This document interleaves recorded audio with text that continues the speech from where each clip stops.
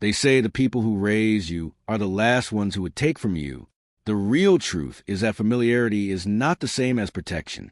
My name is Arthur Vance, and I was 63 years old the Tuesday morning my parents called a family meeting in the living room on Hargrove Street and told me I owed them everything I had saved. The house had the smell of it before I sat down.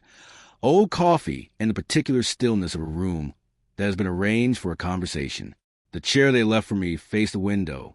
I had been watching for years. None of them knew it. Welcome back to Channel, where quiet choices make the loudest statements. If you've ever been the one who kept giving while someone kept account of what you hadn't given yet, this story is for you. Drop a comment and be sure to subscribe. The change of beneficiary form had been in my coat pocket since the previous Thursday. My full name is Arthur James Vance. I was 63 years old that November, and I had lived in Granton, Illinois my entire adult life. On Millwood Drive specifically, in a brick two-story I had purchased in 1988 for $87,000 and paid off entirely by 2007. My wife Diane had died in 2016, 8 years before the meeting on Hargrove Street. She had been 58. Pancreatic cancer, the same as her mother before her, found in August and gone by January. The house on Millwood Drive still had her reading chair in the corner of the bedroom with the blue wool throw she kept across the arm, and I had not moved it. I had worked in commercial insurance underwriting for 36 years.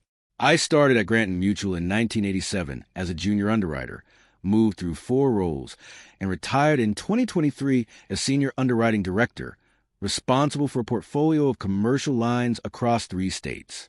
The work suited my mind, the close reading of risk, the discipline of never overextending a position, the patient accumulation of information before acting.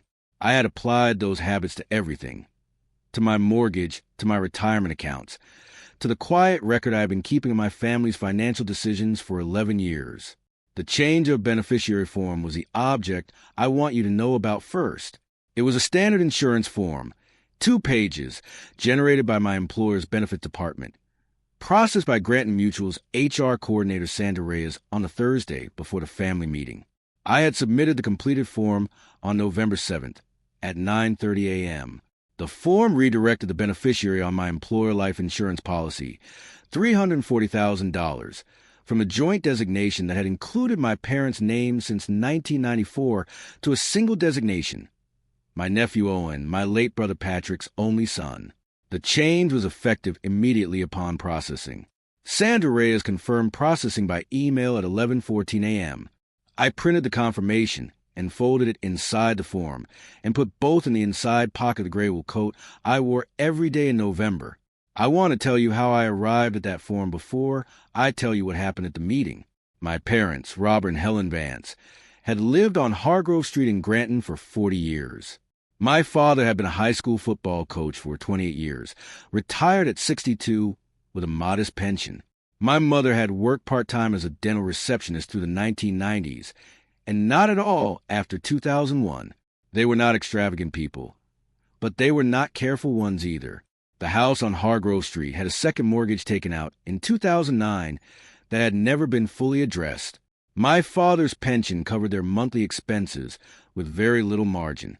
The margin had become my responsibility in a way that had never been formally discussed. My brother Patrick had died in 2018. A car accident on Route 9 in January, black ice, nobody's fault. He had been 54. His wife had moved to her sister's house in Michigan the following year. Owen was 16 then.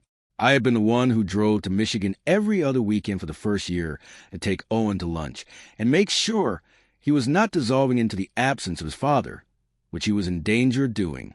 I paid Owen's college application fees in 2020, $740 across 11 schools. I paid his first semester's outstanding balance at Granton State in 2021 when his financial aid package came in $4,000 short. I had done these things because Patrick would have done them for my children, had I had any, and because Owen was the only part of Patrick that remained. My parents had a different view of Owen.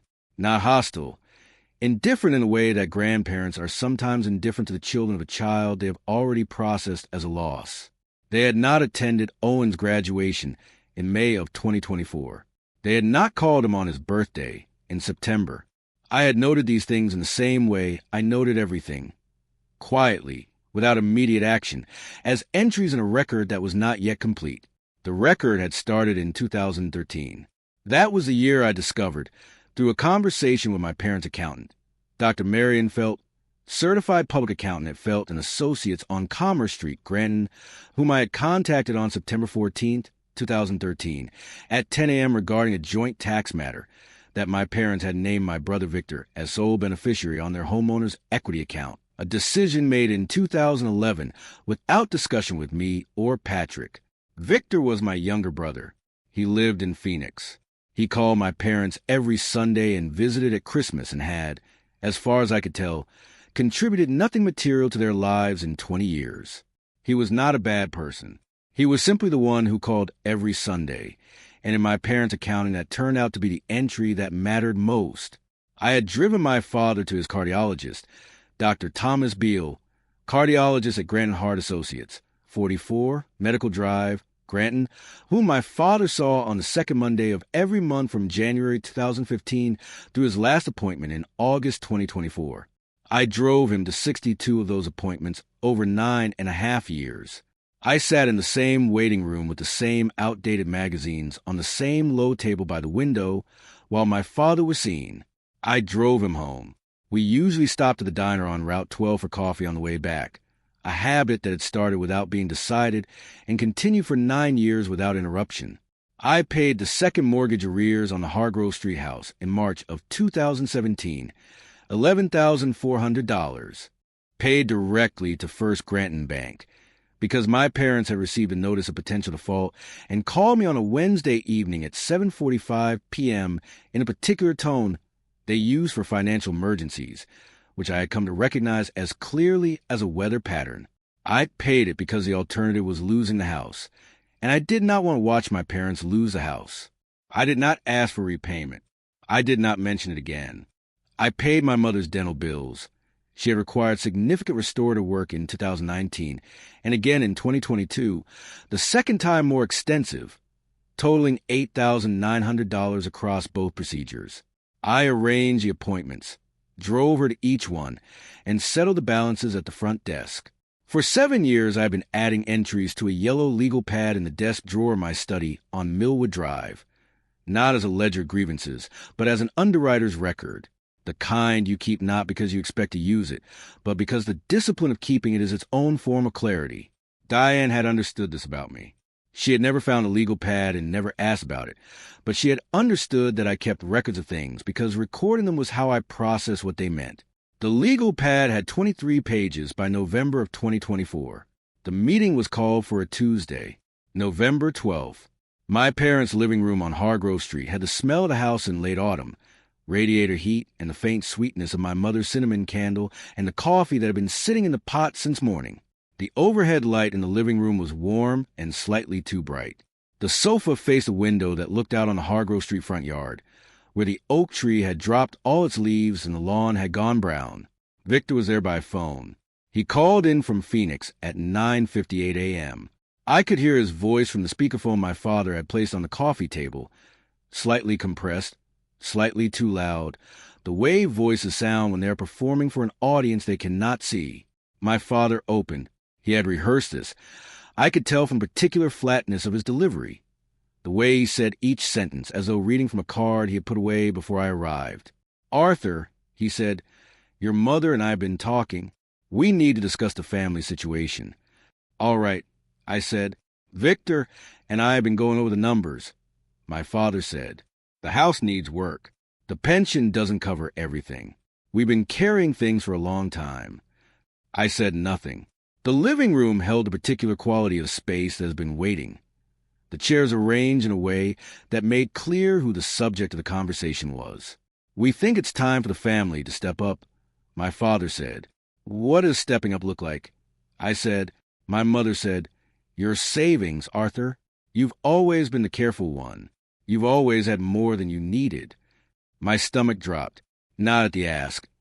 I had understood for several weeks that an ask was coming, which was why the form in my coat pocket existed. At the word need, more than you needed, as though the discipline of 36 years of underwriting, and the savings it had produced were in excess rather than a consequence of a particular way of living. "How much?" I said. My father said, 200,000. I said nothing. Victor said from the speakerphone, "It's not unreasonable, Arthur. You have it. We know you have it." I kept my face still. I looked at the coffee table. "You've always kept to yourself," my mother said. "You've always been separate. This family has needed things and you've been distant." "Distant?" I said. "You know what I mean." I said nothing. My chest went still. I thought about the $11,400 in March of 2017. I thought about 62 Monday mornings in the waiting room at Grant and Hart Associates. I thought about Owen's college balance and the $740 in application fees, and the drives to Michigan every other weekend for a year. None of these things had been visible enough to constitute presence in my mother's accounting. My father said, "Victor has contributed. He calls every week. He's part of this family." "I know Victor calls." I said. "You don't call," my father said. I nodded once. The second named professional in this story is Dr. Carl Whitmore, estate and beneficiary attorney, at Whitmore Law on State Street, Granton. I had met with him on October 31st at 2 p.m., 2 weeks before the family meeting, to review the full picture of my parents' estate structure, my own exposure, and the legal options available to me. He had spent 90 minutes with me. He had reviewed the legal pad. At the end of the meeting, he had said, "You've been meticulous." I had told him it was a job. My mother said, "We're not asking you to give it away. It would come back to you eventually, when we're gone." Something in me went somewhere past patience, not through it, but around it, to a place where the request and its reasoning were simply information rather than an injury. "You're asking me to transfer $200,000, I said, based on the understanding that it would return to me through inheritance. "Yes," my father said, "and the current beneficiary structure on this estate," I said, "reflects that understanding." My father looked at my mother. My mother looked at the coffee table. Victor said nothing from the speakerphone. I said nothing further. My throat had tightened. I looked at the oak tree through the window. The branches were completely bare. The brown lawn stretched the sidewalk. My father said, "The estate is structured the way it is because of how things are developed. Victor has been more present. I drove you to 62 cardiology appointments," I said. My voice was level, not loud. "I paid your mortgage arrears in 2017. I paid Mom's dental bills twice. I drove to Michigan every other weekend for a year to take Owen to lunch because Patrick was gone and someone had to." The room went quiet. "That's a different kind of presence," my mother said after a moment. "I know," I said. I said nothing further. Victor said, "Arthur, we're all family here." I kept my face neutral. My father said, "We need an answer." "You'll have one," I said. I stood. I picked up my coat from the arm of the chair. I thanked him for the coffee, which I had not touched. I said I would be in touch. I drove home on Millwood Drive at 11:22 a.m. with my hands steady on the wheel and the change of beneficiary form still in, my coat pocket and the gray November light flat on the road. I was at the desk in my study on Millwood Drive at 12:40 p.m. when I opened the legal pad to the most recent entry. The study had the smell it always had in November. The radiator warmth and the faint cedar of the bookcase along the east wall, and the coffee I had made when I got home, which sat on the corner of the desk, going slightly cold. The window looked out on the Millwood Drive backyard, which had the same late autumn appearance as every other yard in Granton that week. Brown grass, bare trees, the particular strip clarity of a November afternoon that has given up pretending to be anything else. Diane's reading chair was not visible from the study. I was glad of that on this particular afternoon. I read through the legal pad from the beginning. 23 pages. 11 years of entries. Not in narrative form. In the columnar shorthand of an underwriter. Date, event, amount where applicable, parties involved, outcome noted. The same format I had used for 36 years of commercial risk assessment. The same discipline applied to the closest thing I had to a personal risk portfolio. The entries were not a list of grievances. I want to be clear about that, because the distinction matters. A grievance requires an expectation of reciprocity that was never met. I had never expected reciprocity. I had expected honesty, the honesty of a family that looked at its own ledger and said what it saw. What the legal pad recorded was not the absence of reciprocity. It was the presence of particular dishonesty, the habit of treating my contributions as invisible while treating Victor's phone calls as substance. What my parents had asked for that morning was $200,000, not as a gift, as what they believed was a family obligation. You owe this family. That was a sentence my father had used in the letter he had sent me in October, which I had added to the legal pad under the date October 3rd. I had not mentioned the letter at the meeting. Neither had he. I was not going to give them the $200,000. That was not the decision I needed to make. It was already made and had been made before I walked through the door on Hargrove Street that morning. The decision I needed to make was a different one. My parents' estate, as Dr. Whitmore had walked me through in October, was structured as follows.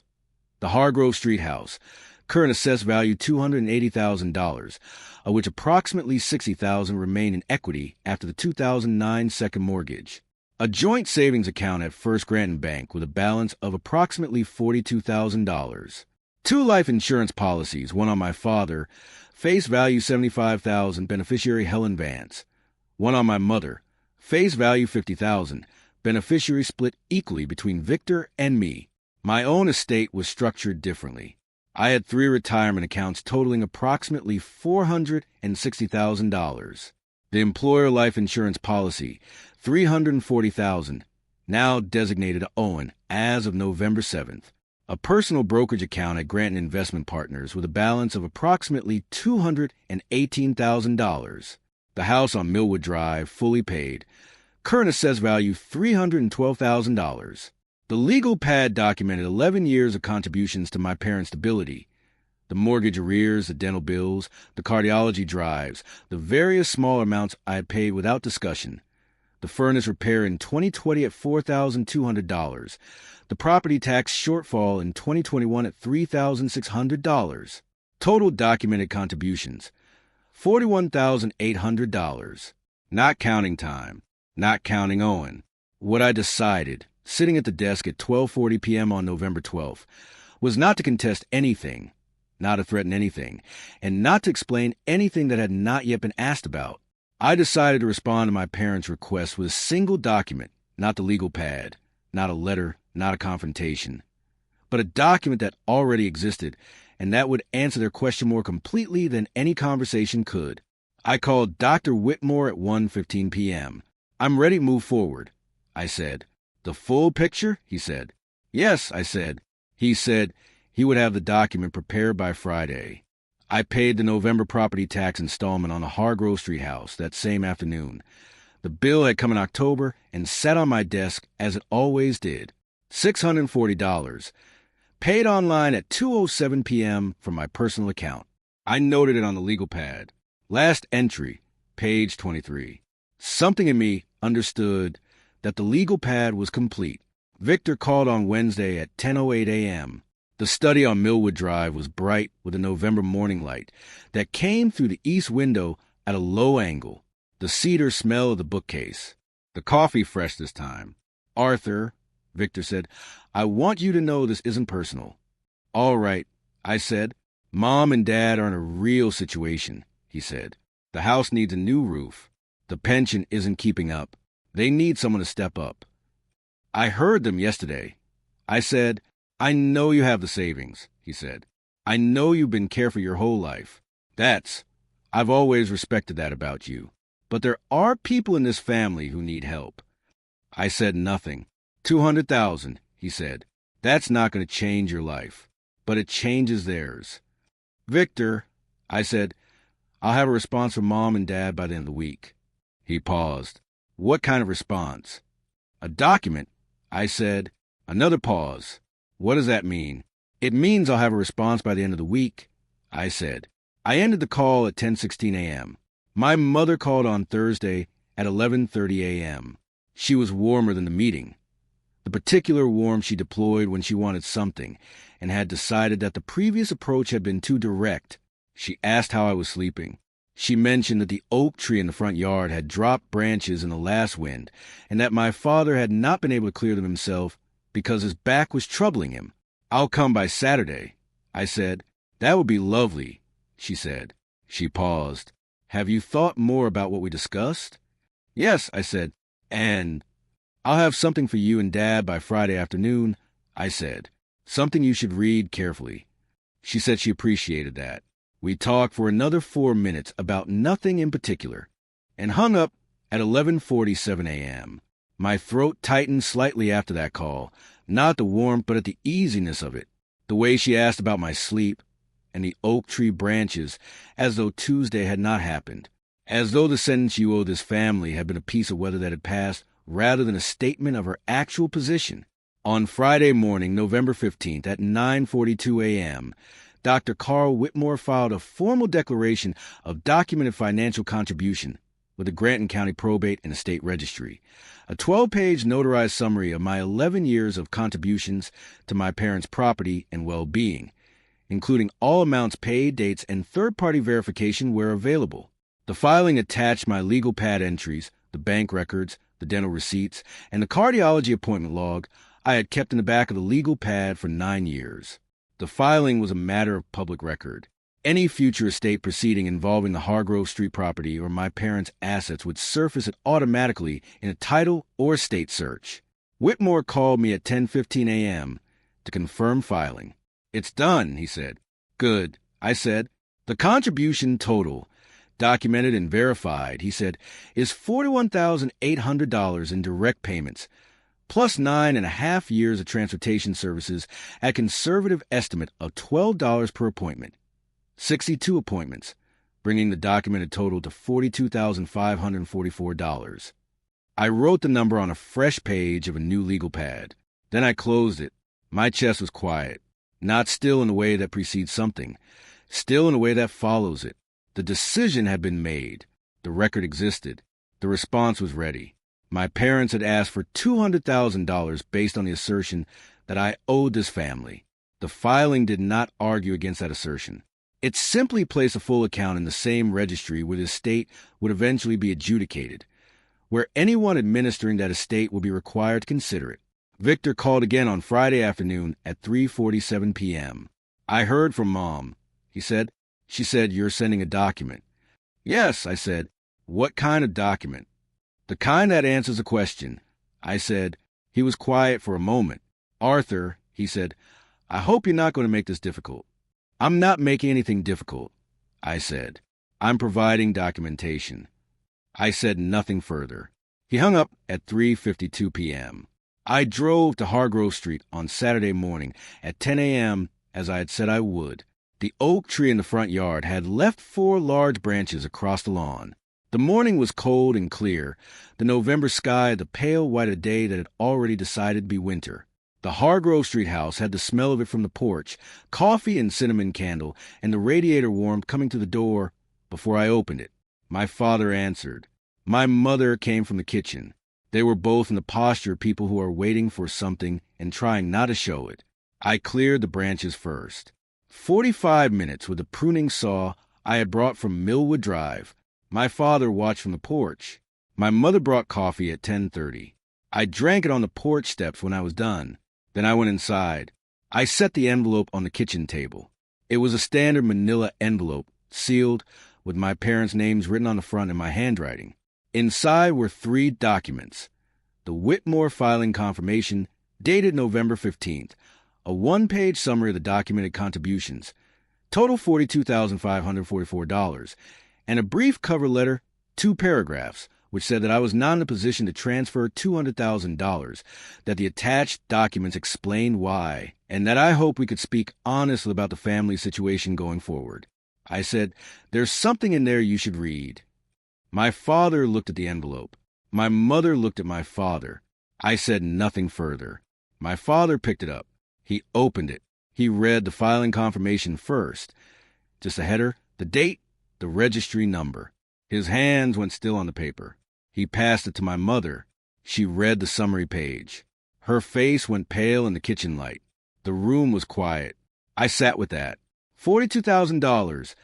My father said, Finally, over 11 years, I said. He looked at the paper. He did not speak. My mother set the summary down on the table. She looked at the window. Outside, the oak tree was bare and the branches I cleared were stacked neatly against the fence. Victor called at 11:47 a.m. His Saturday call, the weekly one that had always mattered more than my cardiology drives. My mother answered. I heard her say she would call him back. She hung up. The kitchen was quiet. My father said, "We didn't know you had kept a record." "I know," I said. "We thought—" He stopped. "I know," I said. I stood. I put on my coat. "I'll come by next Saturday," I said. "There are gutters that need clearing before the snow." I picked up the pruning saw from the back porch. I walked to my car. I drove home on Millwood Drive with the radio off and the pale winter sky ahead and the legal pad closed on the desk where I had left it. Victor called me on Sunday at 12:14 p.m. He had spoken to my parents. His voice had a different quality than it had on Friday. Flatter, stripped of persuasive ease he usually carried. He said he had read the filing. He said he hadn't known about the mortgage arrears or the dental bills. He said he hadn't known about the cardiology drives. "I know," I said. "I've been calling every Sunday for 20 years, he said. I thought that was what being present meant." I said nothing for a moment. "It means something," I said. "It's not the only thing." He was quiet. "I'm not angry at you, Victor," I said. And I meant it. That was the truth of it, the plain truth after 11 years of the legal pad. I was not angry. I had never been angry. I had been invisible, which is a different condition entirely, and the filing had corrected the condition without requiring the anger. We spoke for another 10 minutes about his work in Phoenix and about Owen, whom Victor had not spoken to since Patrick's funeral. I told him Owen had graduated and was working as a software engineer in Chicago. Victor said he didn't know that. I said I would send him Owen's number. The roof on the Hargrove Street house was assessed by Callahan Brothers Roofing on December 4th at $9,008, $100. My parents had the money for it. The $42,000 savings account at First Granton Bank was sufficient, with careful management, to cover the repair and maintain their stability for several years. They did not need my $200,000. They had never needed it. What they had needed was for someone to tell them what they actually had, which the filing had done as a side effect of its primary purpose. I paid the December property tax installment on the Hargrove Street house on December 1st, $640, same as always. I noted it on the new legal pad. First entry, page 1, Arthur James Vance, 63 years old, and still on Millwood Drive, where Diane's reading chair is still in the corner of the bedroom and the blue wool throw is still across the arm. The new legal pad is in the drawer. It has 2 entries now, the November property tax and the December one. It will fill slowly, the way the last one filled, over years rather than weeks. The entries will be accurate. They will be complete. And if they are ever needed, they will be exactly what they are. The record of a person who paid attention and wrote it down. What I know about the difference between a family and a debt is this. A family is what remains when the accounting is finished, and you choose to show up anyway. I cleared the gutters in December. I drove my father to cardiology in January. The record exists. I keep it because the keeping is how I know what is true. Showing up is not the same as being seen. But the record makes them the same thing, eventually.